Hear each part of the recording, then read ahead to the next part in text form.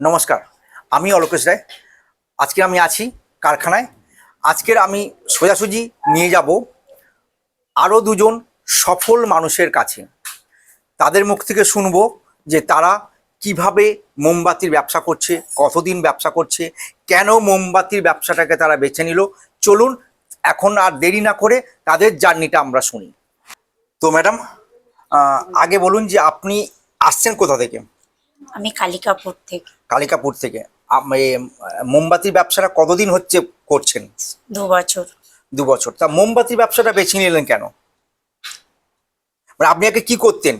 আমি আগে একটা কোনো কসমেটিকের সঙ্গে একটা যুক্ত ছিলাম, হ্যাঁ, তারপর? অরিফ্লেম। তারপর?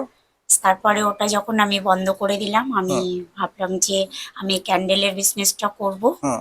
এবং জাস্ট এটা বাড়িতে বসে আমি তৈরি করে হুম। টুকটাক দোকানদারদেরকে আমি দিতে পারবো। হুম। জাস্ট আমি নিজে মানে স্বনির্ভর হতে চাই, এরকম ছিল। গুড। তো কি মনে হচ্ছে, মানে এই যে এত বছর ব্যবসা করছেন তাতে কি মনে হচ্ছে, চাহিদা আছে মার্কেটে? একদম চাহিদা আছে। চাহিদা আছে মার্কেটে, মানে ভালোভাবে ব্যবসা করছেন। একদম। ওকে, ধন্যবাদ।